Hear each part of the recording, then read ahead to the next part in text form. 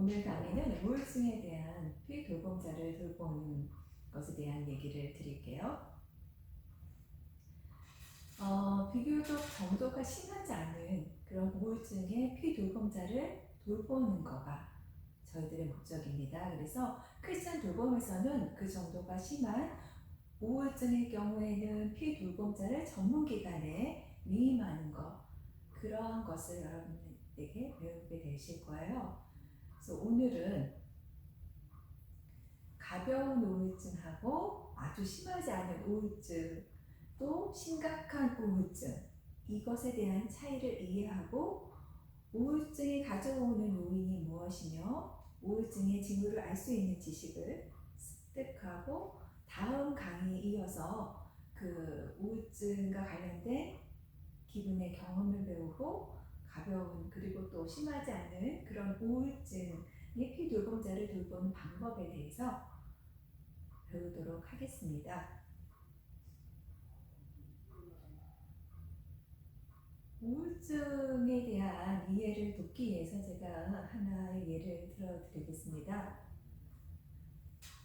어떤 분이 계시는데요. 이분은 부장님이세요. 부장님이신데 거의 젊은 시절을 다 바쳐서 22년 동안 자기가 직장 생활을 열심히 해왔는데 해고를 당했습니다. 근데 그 해고를 당하는 순간에 그 충격이라고는 이를 말할 수가 없어요. 그러니까 그건 뭐 회사가 감원 정책으로 해서 그냥 하나의 한 희생이 되긴 했는데 그런 것이 나에게 오니까 무엇을 어떻게 해야 될지를 모르는 거죠. 겁도 나고 화도 나고. 그러니까는 마지막 출근하는 날에는 정말 주차장 그 앞에 차를 세워놓고 그 앞에서 엉엉 울었단 말입니다. 목사님이 계셨어요. 그래서 목사님이 이분이 이제 해고됐다라는 소식을 듣고 와서 급히 이제 함께 이렇게 쫓아오셔가지고 함께 시간을 보내주셨는데 이제 떠나시면서 그런 말씀하신 거예요. 크리스찬 돌봄 있으니까 혹시 좀 크리스찬 돌봄자를 정기적으로 만나면 좋겠다 이런 말씀을 드리니까 그리고 그 교회에서 그런 얘기를 좀 들어본 적이 있어서 이분이 승낙을 했어요. 새로운 직장을 구해야 되는데 구할 힘도 없고 내키지도 않는 거죠. 그냥 시간만 보내고 있어요. 일주일이 지났는데 이제 존경하던 분 집사님이 그 크리스찬 돌봄자로 오신 거예요. 자기의 이야기를 편안하게 하는데 너무너무 잘 들어주시는 거예요. 만남의 마지막 시간에 이 집사님이 기도를 해도 좋겠냐고 이렇게 제안을 해서 네, 그래 주셨으면 좋겠어요 하고 해서 함께 기도도 하고 그리고 이제 다음 주에 또 들리겠다 이렇게 약속하시고 가셨는데 이분이 그 집사님이 오셔서 뭐가 크게 되어진 건 없는데 그리고 다음 주에도 오시겠다는 말을 하니까 이 기분이 한결 나아졌다는 거를 아내한테 이렇게 얘기를 합니다. 그래서 이분이 새로운 직장을 찾아야 되는 그런 어떤 노력도 하고 또 왜냐하면 가정의 부양자고 책임자이기 때문에 이제 한 달 지나서 겨우 어떤 직장을 구했어요. 근데 이전 직장하고는 비교할 만 없이 아주 턱없이 부족한 공급이 적고 또 새로운 어떤 회사 일이라는 거에 있어서 이분이 최선을 다해서 노력을 했습니다. 비록 공급은 작았지만 말이에요. 그런데 이 엎친 데 덮친 격으로 회사 일을 시작한 지 한 주도 되지 않아서 그렇게 사랑했던 어머님이 돌아가셨어요. 별세를 하신 거예요.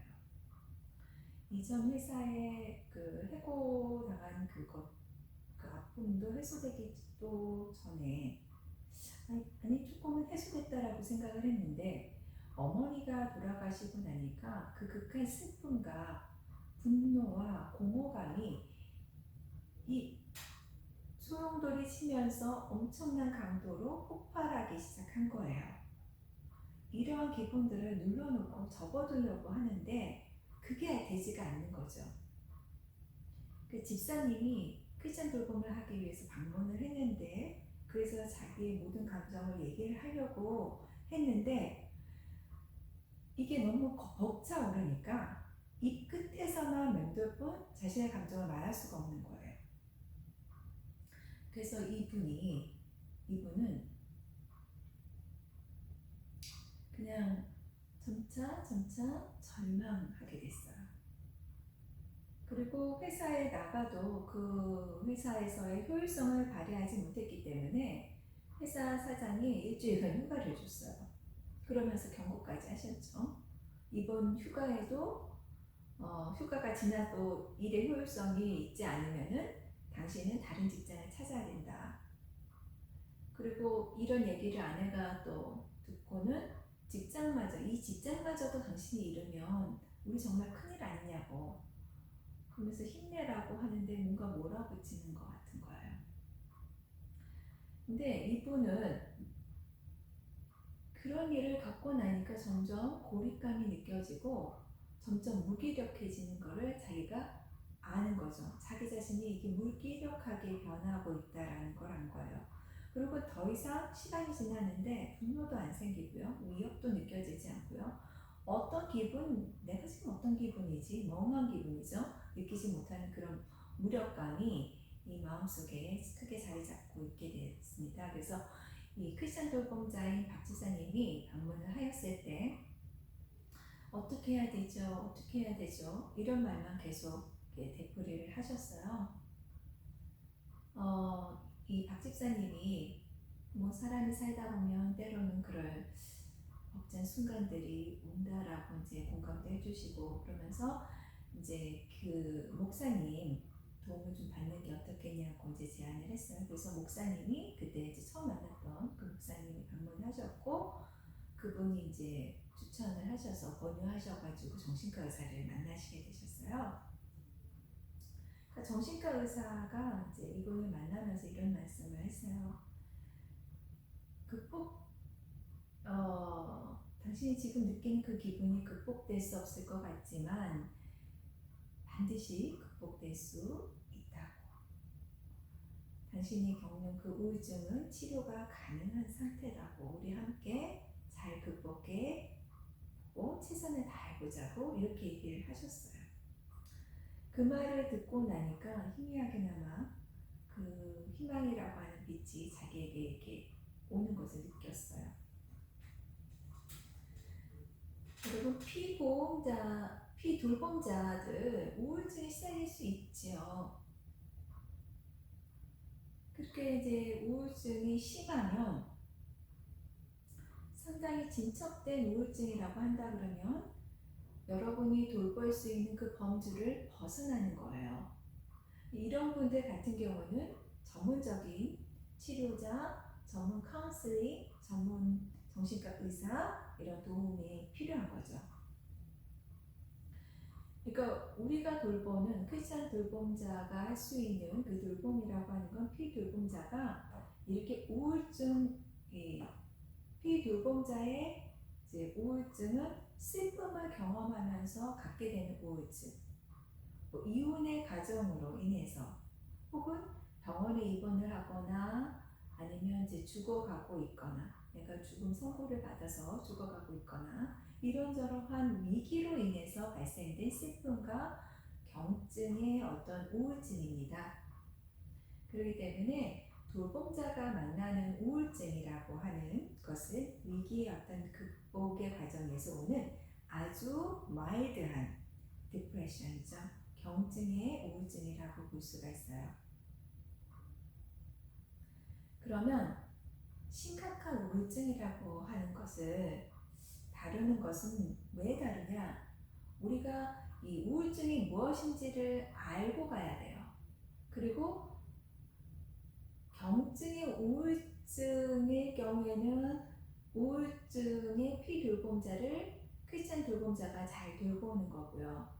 또 이 중증 아주 시비어한 그 그 디프레션이라고 하는 거는 전문가의 도움이 필요하기 때문에 우리가 그 현상에 대해서 구별할 수 있어야지 전문가에게 의뢰를 할 수 있잖아요. 그래서 저희가 배우는 거는 이런 중증의 우울증이 무엇인지에 대해서도 배우는 거예요. 그러면 우울증은 세 가지로 구분을 할 수가 있는데요. 그것은 심각도에 따라서 구분을 합니다. 세 가지 상태로 구분이 되는데 가장 보편적인 우울증이 경증의 우울증이에요. 즉 뭐냐, 스트레스로 인한 우울증이죠. 이 스트레스로 인한 우울증이라고 하는 것은 꼭 스트레스 상황이긴 한데 슬픈 사건에 의해서만 발생되는 건 아니에요. 우리가 이제 위기에 대한 공부를 했을 때도 그런 말씀을 드렸지만 기쁠 때, 행복할 때 이때도 우울증이 있을 수 있다라는, 이 경증의 우울증이 있을 수 있다라는 거예요. 그러니까 결혼 생활이라고 하는 거는 행복한 일이잖아요. 출산이라고 하는 거 굉장히 기쁜 일이란 말이죠. 근데 이러한 것이 특별한 어떤 삶의 변화로 오는 어떤 이 삶의 어떤 변화로 인한 스트레스이기 때문에 이것이 바로 경증의 우울증이에요. 그래서 이거는 우리가 그걸 볼 수 있는 거죠. 또 하나는 중증도 우울증이라고 해서요. moderate depression이에요. 이거는 스트레스가 아니에요. 스트레스가 아니라 희망이 없다. 이렇게 느껴지는 우울증이라는 건데 이것은 어느 정도 그 경증의 우울증이 지속된 우울증이라고 볼 수가 있어요. 그리고 경증의 우울증보다 강도가 좀 더 심하고요. 중증도 우울증은요, 슬픈 사건으로부터 일어납니다. 예를 들면 사랑하는 사람이 죽었거나 직장에서 해고를 당했거나 그럴 때 발생하기가 쉽고요. 일상적인 어떤 삶의 초래가 그러니까 일상적인 삶을 못할 정도로 큰 지장이 되지는 않는데 이것이 심각한 우울증으로 발전될 수 있다는 거예요. 중증도 우울증은요, 지속이 되면 전문가의 도움이 반드시 필요합니다. 중증의 우울증이라는 것은 심한 우울증을 얘기하는 거예요. 중증의 그 severe depression이라고 하는 것은 바깥 세상의 일에 대해서는 전혀 흥미를 잃어버리는 거예요. 그러니까 여기에서는 신체적인 변화가 오고 자살에 이를 수도 있게 되는 거죠. 그러니까 중증의 우울증이라고 하면 반드시 전문가의 치료를 받아야 되는 거예요.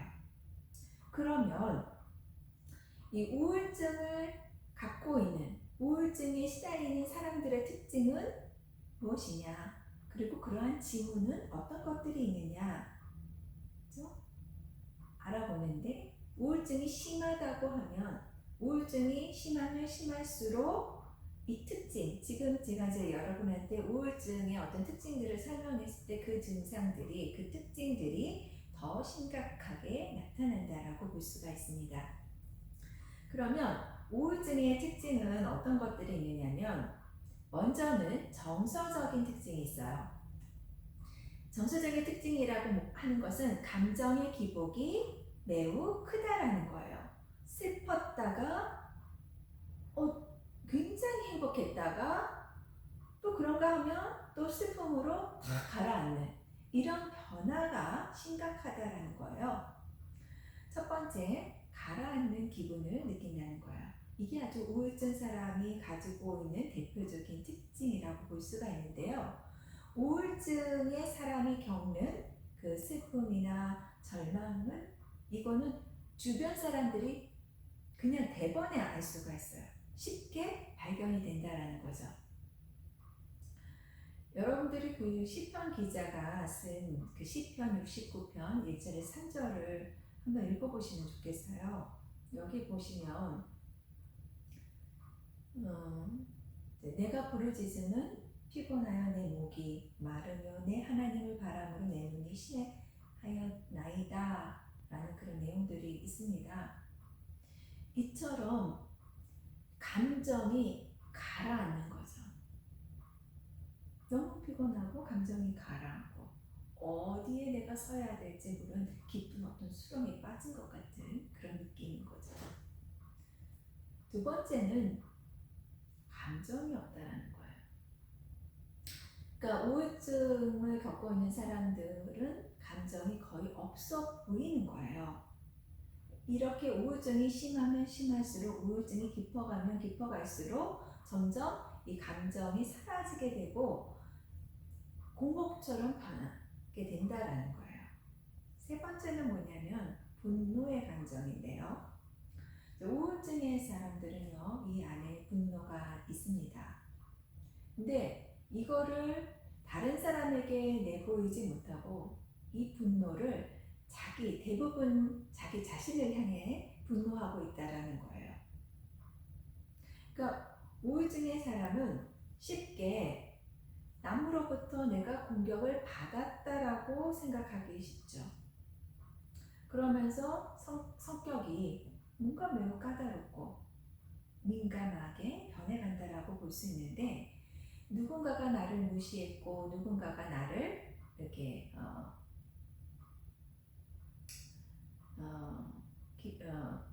무시한다라는 그 부분이 되게 많은데, 그렇게 생각이 되면 이 안에 있던 분노가 폭발하는 거죠. 근데 이 폭발이라고 하는 것이 여러분이 돌보고 계신다 그러면 여러분에게도 쏟아질 수가 있어요. 그리고 주변 가족이나 뭐 친구나 나가서는 하나님에게 향해서 그 분노가 폭발하기도 합니다.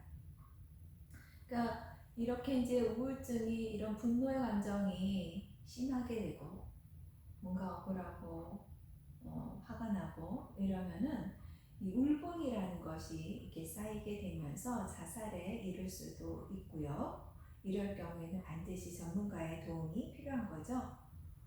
두 번째는 뭐냐면, 아까 우리 정서적인 특징들, 감정에 대한 부분을 다뤘잖아요.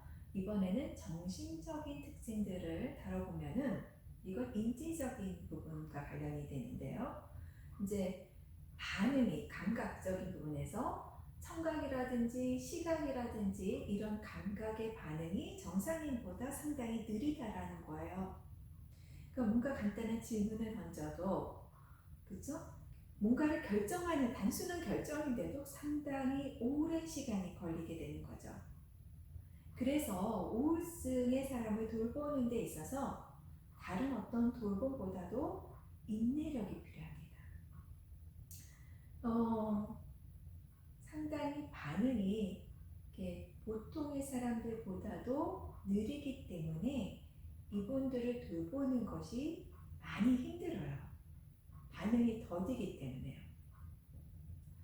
그리고 이런 두 번째는 뭐냐면, 우울증의 사람들은 자기 자신이 인식하지 못하는데 인식하지 못하면서 같은 말을 또 하고 또 하고 이렇게 리핏 합니다.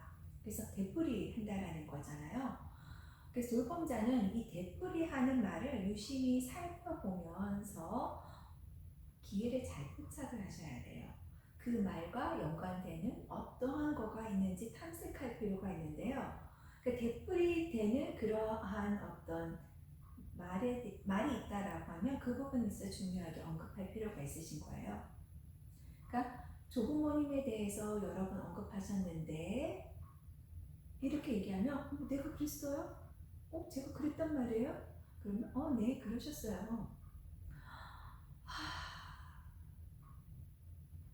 조부모님하고 무슨 관련이 있었던 거예요. 그러면서 말하기를 잠시 중단하고 한숨을 쉬면서 그분에 대한 이야기를 시작할 수가 있게 되는 거예요. 이렇게 반복적인 말을 한다라는 거. 세 번째는 아까 얘기한 것처럼 반응이 느린 것 같이 그런 것도 있지만 아예 무감각해진다는 거예요. 그러니까 집중하기가 어려워요.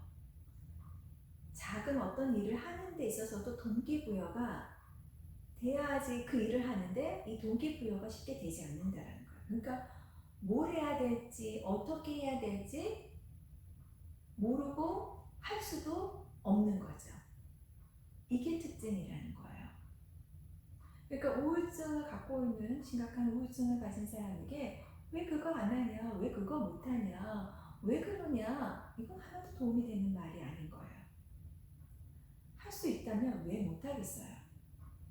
그 다음에 이제 네 번째 특징은 모호하다라는 거예요. 그러니까 우울증을 가진 사람들의 특징은 모호성인데요. 우울증의 사람은 결정하는 것, 단순한 결정하는 것조차도 하기가 어렵다라는 거죠. 조그마한 일을 결정할 수가 없어요. 그리고 조그마한 일을 결정할 수 없다라는 게 다시 원인이 돼서 이 우울증을 더 증가시킵니다. 그러니까 당연히 자신감이 없어요. 이게 악순환이 되는 거죠. 결정할 수 없다라는 것 때문에 자기가 우울해지고 그래서 자신감을 잃어버리면서 화가 나는 거죠. 아까 분노에 대한 얘기했죠. 자기 자신에 대한 화가 나타나는 겁니다. 그래서 이제 우울증 증상이 더 심각해지는 거죠. 이제 세 번째는 영적인 특징들, 우리 정서적인 특징들, 정신적인 특징들 바라봤고, 영적인 특성들을 이제 살펴보면은 사는 거, 죽는 거, 이게 이제 영적인 특징과 관련되어 있는데요. 첫 번째는 희망이 없다라는 거예요. 희망의 상실. 저는 제 기분 예전에 제가 아니에요. 이제 끝났어요. 내가 계속 살아야 될지 모르겠어요. 살고 싶지 않아요. 이런 얘기들을 하게 된다는 거죠. 그래서 희망을 상실하는 어떤 표현을 하는 것이 희망이 없다라는 그런 표현을 하는 것이 이런 우울증의 사람이 뭔가 변화해야 되는데 변화하지 못하게 되는 그런 어떤 거죠. 그러니까는 어떤 동기가 없는 거예요. 살아야 할 이유가 없는 거죠. 동기가 없다라는 거죠. 그렇기 때문에 여러분 크리스찬 돌봄자들이 하신 일들은 뭐냐? 이분들이 하는 그 작은 일들이라도 여러분이 긍정적인 행동을 이끌어내시는 것이 매우 중요하다라는 거예요.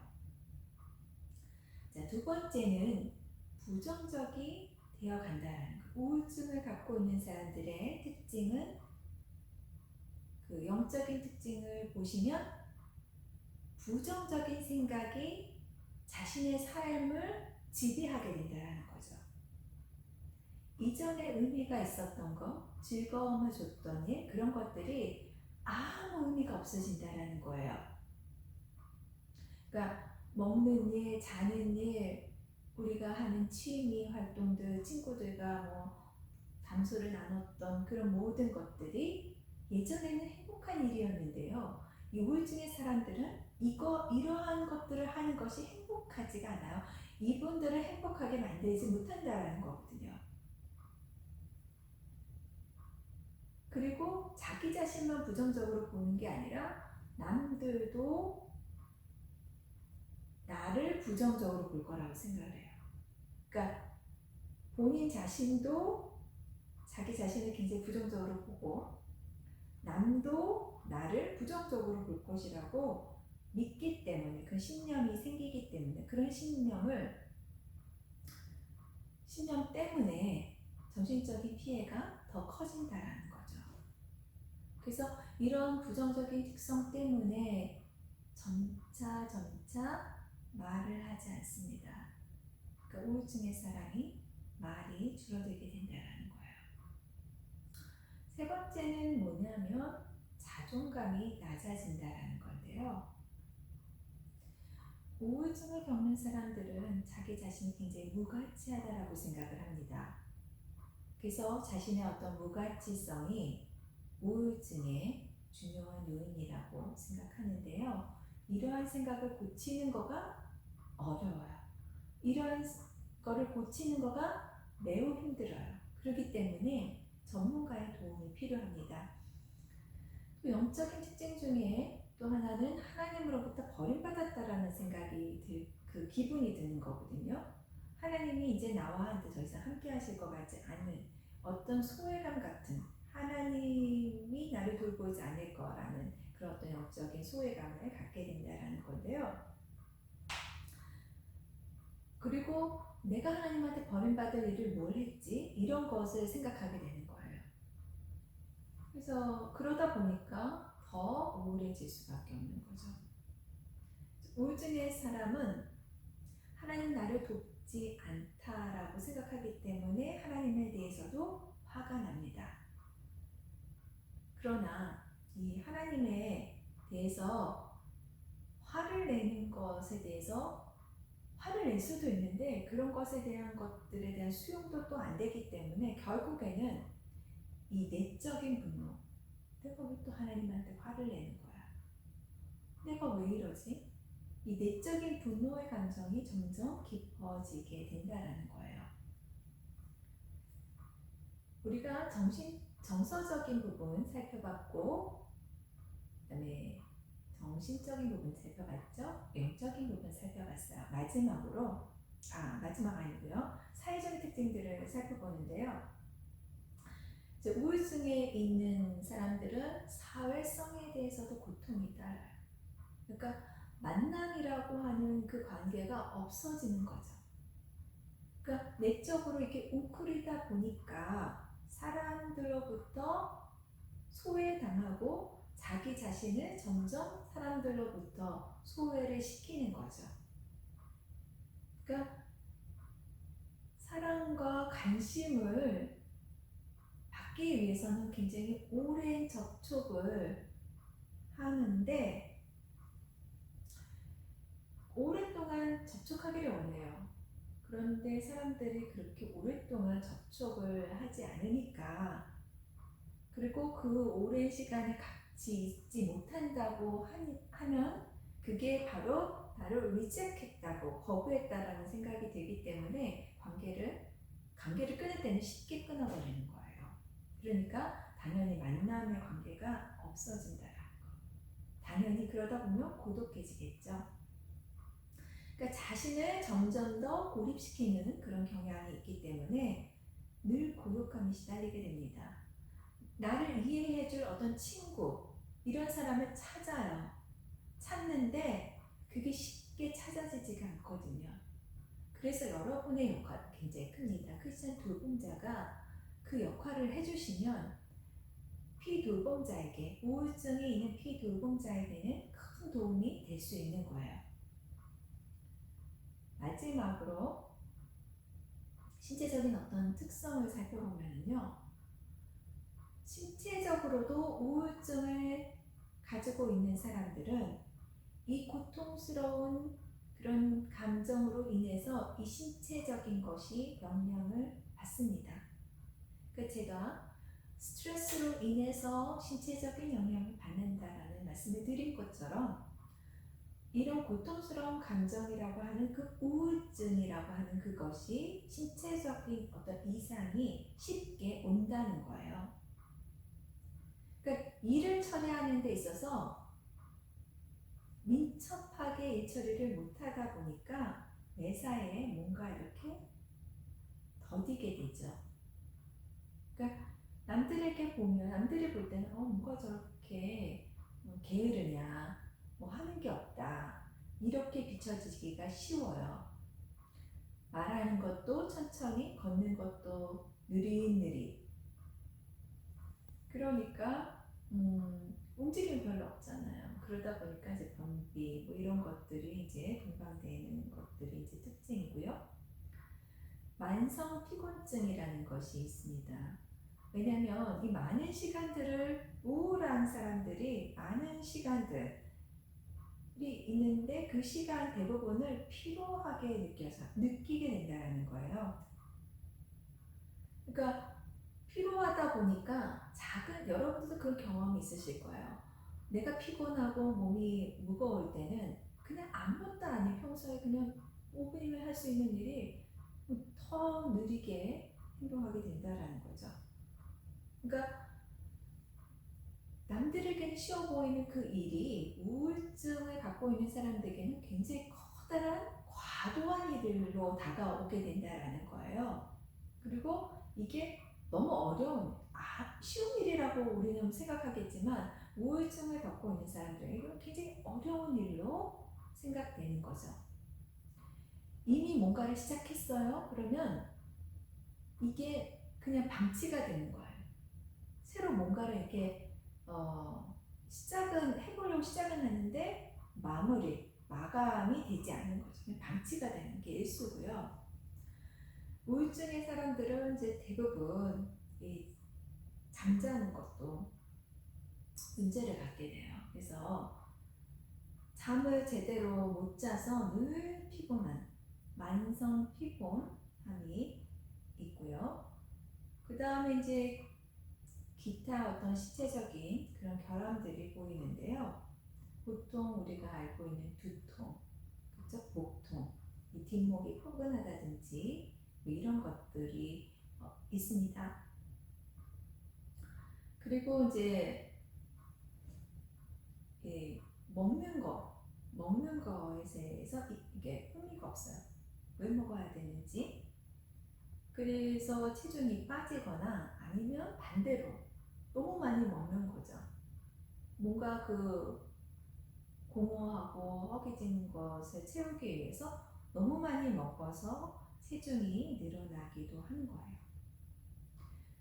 그리고 우울증에 쌓이는 사람들은요, 이 표정이나 이런 것들이 굉장히 슬퍼요. 그래서 얼굴 표정이 이렇게 뭔가 풀이 죽어 있는 듯한 그런 것들이 보이고, 눈꺼풀이 처져 있고, 이마가 찡그러져 있고, 늘 그렇다라는 거죠. 입도 이렇게 아래쪽으로 축 처져 있고요. 움직임이 거의 없어서 둔하고 늘 피곤해 보입니다. 우리가 주의할 건 뭐냐면 우울증으로 인해서 신체적인 어떤 병이 찾아온 것인지 아니면 병으로 인해서 우울증이 생긴 것인지 이 판가름을 하는 것이 쉽지 않다라는 거예요. 자, 그래서 우울증이 가져올 만한 어떤 위기 사건, 슬픔의 사건 그런 것들이 없는데도 이 우울함이 2주 이상 지속이 된다라고 하면 의사에게 가서 진료를 받을 필요가 있어요. 원인이 없는데 우울하다 그러면 신체적인 어떤 이상의 문제일 수도 있기 때문에 이제 진료를 받을 필요가 있다라는 거고요. 우울증은 신체를 이렇게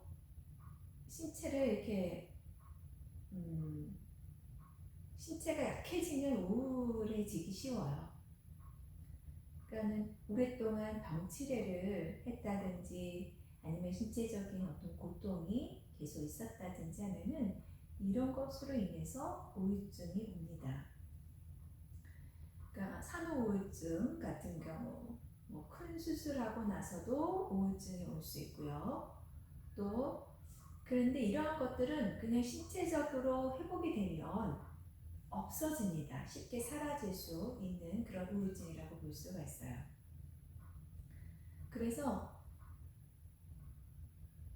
여러분들은 이제 이런 우울증이 어떤 특징을 갖고 있는지 아실 필요가 있고요. 중요한 거는 전문가의 도움을 받으면 이런 우울증 같은 경우에서 벗어날 수 있다라는 거예요.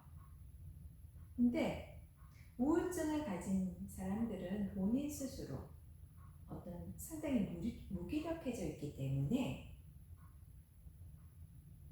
뭔가 이렇게 뭔가 대처해서 극복하고 이겨내고 하는 그런 거가 상당히 어렵다라는 거예요. 그래서 여러분들이 필요하다라는 거죠. 그리고 여러분들이 그러한 사실을 알고 계셔야 돼요. 그래서 인내가 필요하다는 얘기를 하는 거죠. 우울증의 사람들은 자신들이 이 우울증에서 벗어날 수 없을 거라는 그런 믿음이 있어요. 내가 여기서 벗어날 수 없을 거다. 나는 점점 더 우울증에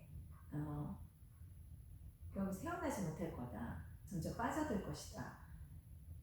그래서 더 우울해지는 그런 악순환을 겪게 되는 거죠. 그러니까 대처하는 것이 어렵다라는 거예요. 그리고 아까 이제 말씀드린 것처럼 누구도 이걸 고칠 수 있을 거라는 생각이 안 들거든요. 그래서 도움을 받지 않아요. 그리고 또는 이제 지나치게 어떤 사람에게 의존적이 되어서 자기가 해야 될 그 책임을 회피하는 거죠.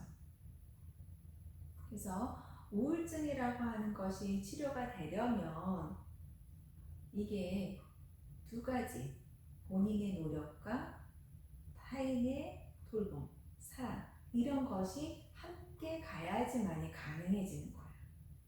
어느 하나만 있다라고 해서 가능해지는 게 아니라 본인의 노력과 타인의 사랑의 어떤 돌봄이 함께 어우러질 때 이때 가능해진다라는 거죠.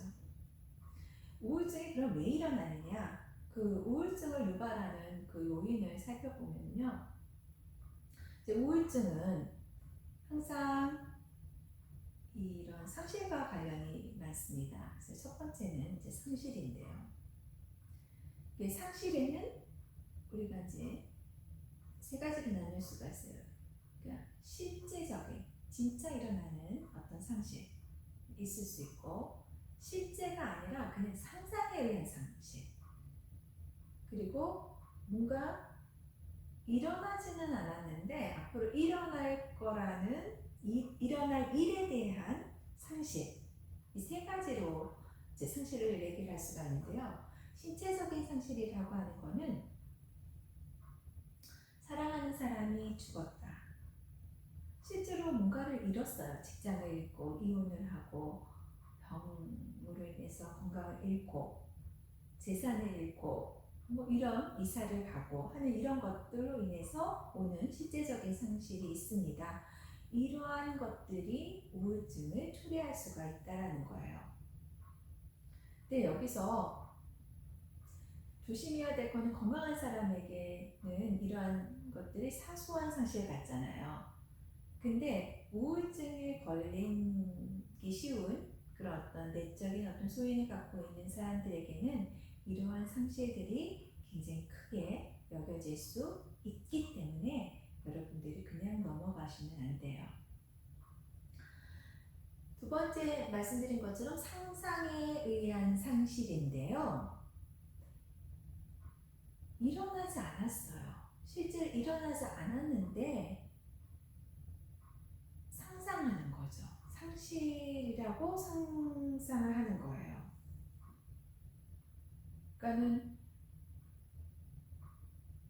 그러니까 아이들이 이제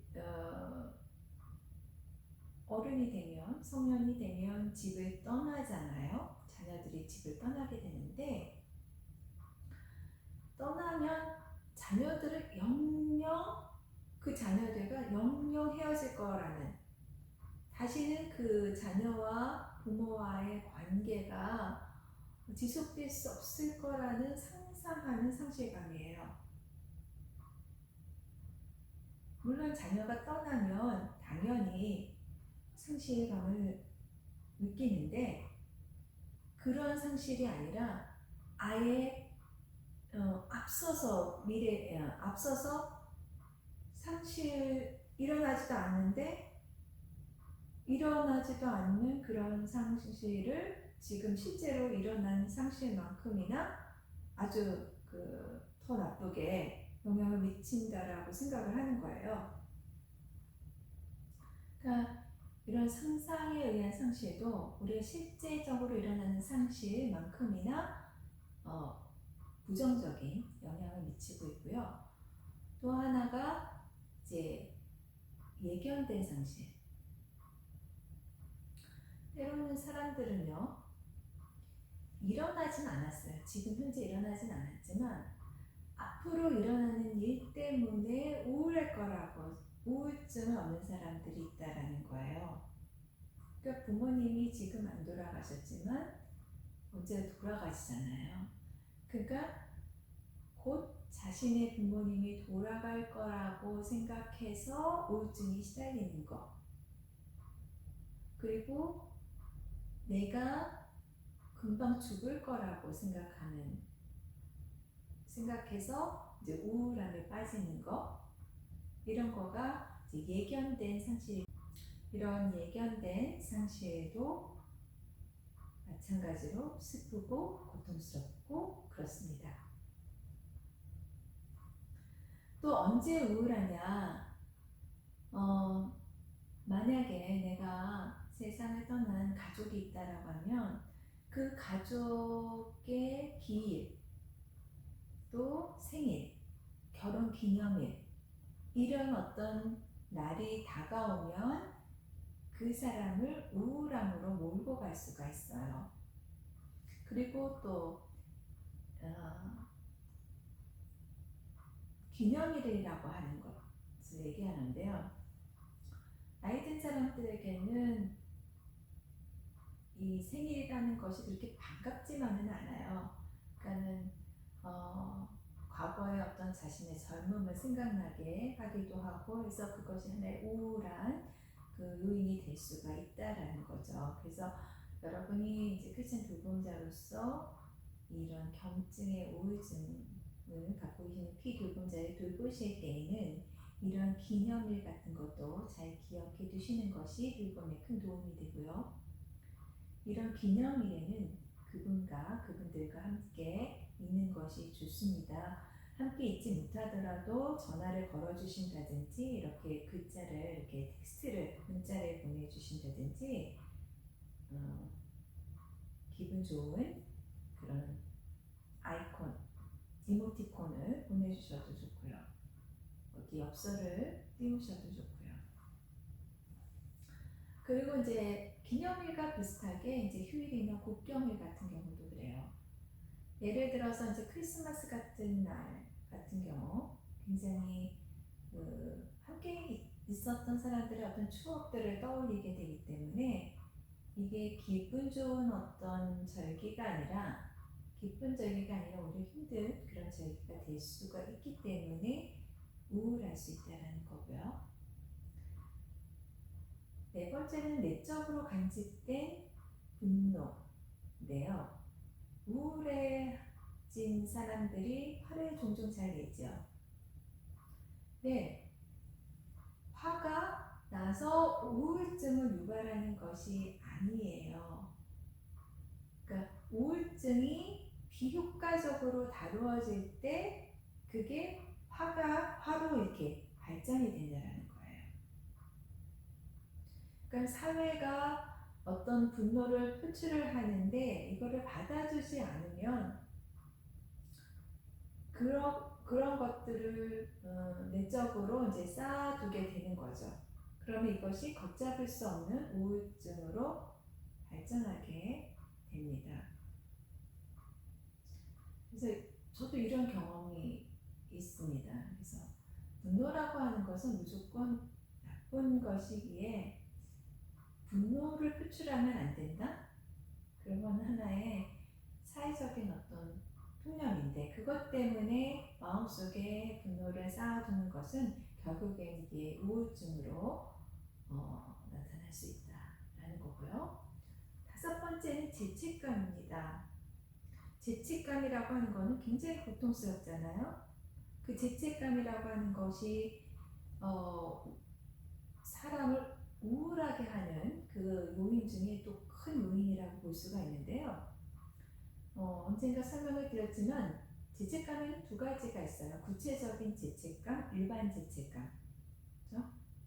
그러니까 이 구체적인 죄책감이라고 하는 건 뭐냐면요. 내가 아주 구체적이라는 거죠. 내가 음주운전을 하지 않았으면 내 친구가 죽지 않았을 텐데 그 옆에 친구가 탔는데 내가 음주운전을 했기 때문에 그 친구는 죽고 나는 살았거든요. 그러면 그것이 굉장히 구체적인 어떤 죄책감이 되죠.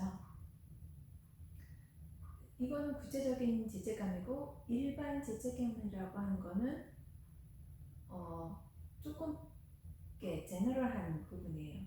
내가 좀 더 부모한테 잘해줬으면 엄마가 더 오래 살 수 있지 않았을까? 뭐 이런 거가 이제 이 일반적인 죄책감인데요. 이러한 죄책감이 그것이 뭐 구체적인 죄책감이든 일반 죄책감이든 이거하고 상관없이 죄책감의 어떤 차이가 있을 수는 있지만 이 죄책감이라고 하는 거가 우울증을 유발할 수 있다라는 거예요. 그래서 이런 구체적인 진짜 그 어떤 일어난 구체적인 어떤 죄책감 같은 경우에는 우리가 고백하고 용서하고 하는 그런 것들이 굉장히 중요하고요. 이런 거는 목사님의 도움을 받는 게 좋겠죠. 그 다음에 우울증이라고 해서 성공하지 않아서 오는 그런 우울증이 있는가 하면요. 성공한 사람에게도 우울증이 올 수가 있어요. 그러니까 성공이라고 하는 것이 정당한 방법으로 이루어졌다 그러면은 굉장히 뿌듯하고 자부심이 크겠죠. 근데 이 우울증이 그러니까 성공이라고 하는 것이 비정상적인 방법을 통해서 성공을 이룬 다음에는 이런 우울증이 생깁니다. 왜냐하면 더 큰 어떤 성공에 대한 더 많은 책임, 기대감 이런 거를 내가 충족해야 되는 중압감 같은 것들이 생기게 되어서 더 또 우울해진다라는 거죠. 어떤 사람이 굉장히 부러워하는 높은 지위에 올랐어요. 근데 이런 올랐음에도 불구하고 그런 책임감, 기대감 이런 것들이 너무 크다 보니까 영향을 받는 거죠. 그러니까 삶에 승진으로 인해서 친구 관계도 그렇고 삶의 양상도 변하고 하는 그런 것들에 대한 어떤 변화의 중압감이 기다리고 있었기 때문에 이제 우울증을 유발하는 경우가 있고요. 그리고 이제 우리가 무대에서 연기자나 배우나 연극 배우나 뭐 영화 배우나 뭐 탤런트나 성공적인 연기를 딱 마치고 나서 극중을 이렇게 꽉 메어져 있었던 그 관중이 막 열광을 하고 있다가 이렇게 떠나고 나면 뭔가 그 텅 빈 관중석, 텅 빈 어떤 그 좌석들을 보면서 그 우울감이 이렇게 밀려온다라고 해요. 그것이 바로 이제 성공에 대한 우울증이다 이렇게 볼 수가 있어요. 항상 다음엔 더 잘해야 되는데 1등하고 이 전교 1등하는 아이가 다음에 1등을 놓치지 않아야 된다라는 중압감이 있겠죠. 그리고 1등을 2등이 1등을 했다 그러면은 또 여기서 다음에 더 잘해야 되는데 하는 그런 어떤 중압감이 우울증으로 연결될 수 있다라는 거예요. 또 하나는 뭐냐면 탈진. 그렇죠? 번아웃이라는 얘기를 우리가 하는데 이 번아웃, 탈진으로 오는 우울증이 있을 수 있습니다. 그래서 우리가 감정적인 에너지를 에너지를 갖고 있는데 모든 사람이 감정 에너지라는 걸 갖고 있어요. 근데 이게 보유가 되면서 이 에너지를 우리가 쓰게 되어 있는데 이 번아웃이라고 하는 거, 탈진이라고 하는 거는 우리가 갖고 있는 그 에너지가 고갈이 되는 거예요. 그러니까 갖고 있는 에너지 이상으로 썼기 때문에 여기에 이제 남아있는 에너지가 없는 거죠. 그러니까 정신적인 에너지, 감정적인 에너지가 보충이 돼야 되는데 보충은 되지도 않고 그냥 이게 그냥 다 소진이 된 거죠. 다 써버린 상태예요. 그게 바로 탈진의 상태거든요. 그래서 이러한 탈진의 상태가 우울증을 유발하게 됩니다. 그래서 여러분들이 크리스천 돌봄자로서 어떤 사람의 돌봄을 주는 그 입장에서 여러분들도 탈진이 되기가 쉬워요. 그래서 항상 에너지가 이렇게 충전이 되어야지 됩니다. 여러분들도 항상 이 탈진에서 온 우울증이 있지는 않은가 이렇게 점검해 볼 필요가 있어요. 나에게 에너지가 좀 있는가. 그래서 그런 조절이 필요한 거죠. 또 하나는 갈등으로 인한 우울증이 올 수 있습니다. 그렇죠? 우리가 어떤 결정을 내리는데 이거를 하면 좋을까? 저거를 할까? 대학원에 들어가서 공부를 할까? 취직을 할까? 그러면 이게 좋은, 대학원에 가는 것도 좋은 거고 이래도 좋고 저래도 좋을 것 같지만 이 두 가지 중에 하나를 선택해서 뭔가 결정을 내려야 된다는 거가 굉장히 힘든 결정이기 때문에 우울증이 올 수 있다라는 거예요. 그래서 이게 중요하고 어려운 결정을 앞두고 우울증이 생겨서 고생할 수도 있다라는 거고요. 또 삶의 의미가 이제 상실되면서 우울증이 생길 수가 있습니다. 그러니까 내가 이제 사는데 더 이상의 삶의 의미가 발견되지 않는다. 그럼 우울해질 수 있는 거예요. 그러니까 회사를 경영하는데 회사를 키우는데 굉장히 온 힘을 다 썼는데 그 은퇴할 시기에 와서 회사를 딱 놔야 되는 그럴 때 삶의 의미가 갑자기 상실되면 그때 우울해질 수 있다는 거고 자녀 양육에만 자녀를 대학에 보내는 거에 온 인력 온 신의 힘을 다 썼는데 대학에 이제 자녀가 가고 난 다음에 이제 뭔가 공허감 이런 것들이 찾아오고 삶의 어떤 덧없음 이런 것이 생길 때 우울증이 몰려올 수가 있는 거예요. 그거 외에도 다양한 어떤 위기 상황에서 우울증이 생길 수 있습니다. 그러니까 입원을 한다든지 범죄에 연루가 됐다든지 재판을 받게 된다든지 또 시험 암 선고를 받았다든지 출산을 한다든지 별거나 이혼 원치 않은 임신을 한다든지 고독 이사 교회를 또 이렇게 바꾸는 것도 그렇고요. 신앙적인 갈등이 생길 때도 그렇고요. 이렇게 코로나19 같은 자연 재해 그리고 별거나 이혼으로 인해서 자녀 양육에 있어서 혼자서 싱글맘으로 싱글데드로 자녀를 양육해야 된다라는 거 그리고 또 양로원에 입원을 한다든지 empty nest라는 빈 둥지 증후군을 경험했었다든지 이럴 때 다 우울해지는 거예요. 우울증이 일어날 수 있다라는 거죠. 지금 말하는 것 이런 위기 같은 그런 상황에서 우울증이 유발될 수 있고 또 에이즈에 그러니까 신체적인 어떤 요인도 될 수 있어요. 결핵에 걸렸다, 에이즈에 걸렸다, 장기적인 어떤 입원 치료를 받아야 하는데 그런 것들을 생각하니까 이제 여러 가지 약도 복용해야 되고 여러 가지 문제가 이제 생기면서 우울증이 유발될 수 있고요. 또 하나는요,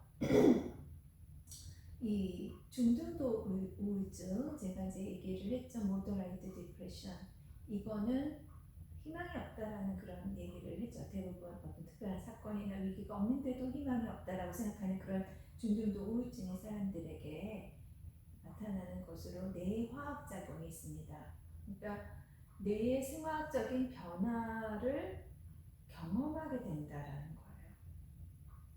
그러니까 어떤 충격적인 일, 위기를 트라우마 같은 이런 고통을 받게 되면요, 이것이 뇌에 화학작용이 일어나서 뇌의 밸런스가 무너지게 되는 거죠. 그러면은 그 전에 있었던 여러 가지 화학적인 조절 능력들이 상실하게 되면서 기억력이라든지 성욕이라든지 식욕이라든지 수면욕이라든지 감정 이런 것들이 영향을 받게 된다라는 거예요. 그래서 이런 경우는 반드시 전문가나 의사의 도움을 받을 필요가 있다라는 거예요. 그래서 우리가 이제 우울증의 원인들 이런 것들을 이야기를 했어요. 자, 여러분 지금부터는요, 이제 상상으로 이제 여러분이 한번 우울증을 체험해 보도록 할게요. 여러분 최대한 편안한 의자에 앉으세요. 그리고 눈을 감으시고요. 발, 다리, 여기 다 힘을 빼세요. 목으로부터도 힘을 빼시고 얼굴의 근육으로부터도 힘을 빼세요. 몸 전체에 긴장을 다 푸시고 최대한 여러분이 할 수 있는 최대한의 편안함을 취하세요. 여러분 이거는 상상하면서 하는 겁니다. 우리 여러분은 이 상상력에만 집중하시면 됩니다. 제가 읽어드리는 거를 잘 들으시길 바래요. 그리고 여러분이 최대한 상상력을 발휘하시면 좋겠습니다. 준비되셨나요? 먼저 황량하고 쓸쓸한 방을 머릿속에 그려보세요. 아주 작은 방입니다. 벽에는 아무것도 걸려있지 않습니다. 벽의 색깔은 아무런 회백색이고 군데군데 벽지가 찢겨지고 곰팡이로 얼룩져 있습니다. 곧 떨어질 것 같은 찬장 밑에 설거지를 기다리고 있는 더러운 접시가 빛바랜 싱크대에 가득 쌓여 있습니다. 그곳에 서너 마리 바퀴벌레가 들락날락합니다. 식탁 위에도 먹다 남은 음식 찌꺼기가 남아있는 접시가 여기저기 버려져 있습니다. 거실 한 구석에는 작은 소파가 있고요. 여기저기 찢겨져 있고 그곳으로부터 솜털이 막 튀어져 나오고 있습니다. 그 거실에는 조그만 창문이 나 있는데 깨어진 유리창이 그대로 있고 그 창으로 보이는 옆 건물에 꽉 막힌 그 빨간 벽돌만 보입니다. 창문 밑에는 어른 허리쯤에 이르는 짙은 밤색의 옷장이 있습니다. 옷서랍들은 반쯤 열려있고 옷들은 아무렇게나 걸려있고 그 옷장 위에는 오래된 거무스름한 전화기가 반쯤 먹다 남은 사과 조각의 접시 옆에 놓여있습니다. 그 옷장 옆에 옛날 철제로 된 침대가 놓여있고 침대 시트는 축 늘어져 땅바닥까지 끌리고 있습니다. 천장으로부터 몇 년 묵은 듯한 먼지로 뒤덮인 전선에 매달린 백열 전구가 깨어진 유리창으로 들어오는 바람이 흔들흔들 거리고 있습니다. 금방이라도 떨어질 것만 같아 위험스럽게 보입니다. 그 침대 위에 고독 뼛속까지 스며있는 사람이 누워 있습니다. 금방이라도 떨어질 것 같은 그런 빛바랜 천장의 페인트를 초점 잃은 눈으로 바라보며 누워 있습니다. 그 사람이 바로 당신입니다.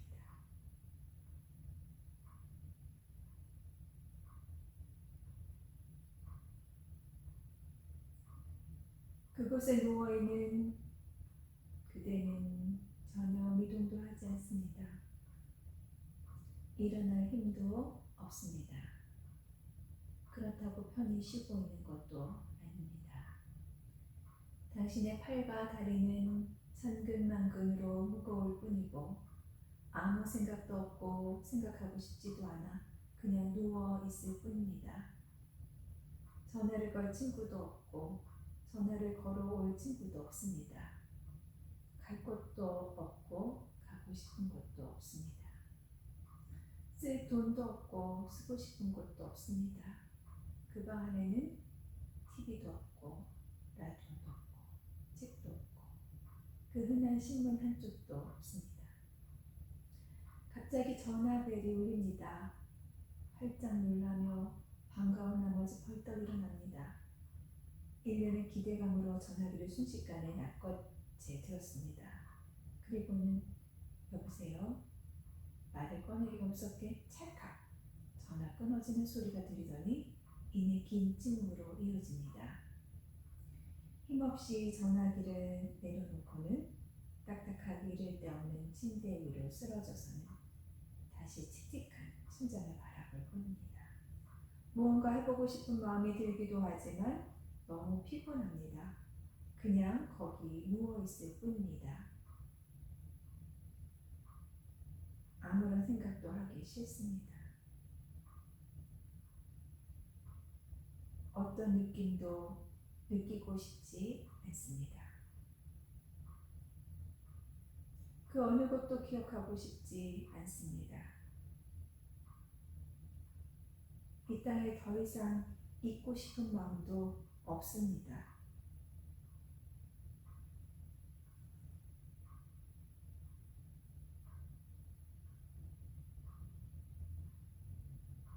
자, 지금 여러분이 무엇을 느끼고 있는지 생각해 보십시오. 그리고 마음속에서 느낀 모든 감정을 정리해 보세요. 눈을 조용히 뜰 때 모든 생각과 감정과 기분을 기억하십시오. 이제 눈을 뜨시기 바랍니다. 여러분이 느낀 기분, 그 감정들을 노트에 한번 적어보세요. 여러분이 상상 속에 그려진 그 사람은 경증의 우울증의 사람인가? 아니면은 중등도 우울증의 사람인가?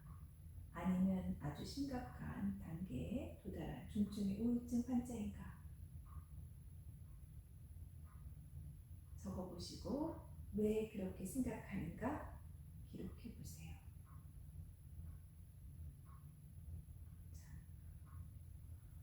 오늘 수업은 여기까지 하고요. 우리가 다음 주에는 우울증 2 해서 우리가 배웠던 거 조금 복습하고 경증이나 중등도 우울증의 그 사람을 돌보기 위한 기술과 그 방법에 대해서 생각해 보도록 하겠습니다. 수고하셨습니다.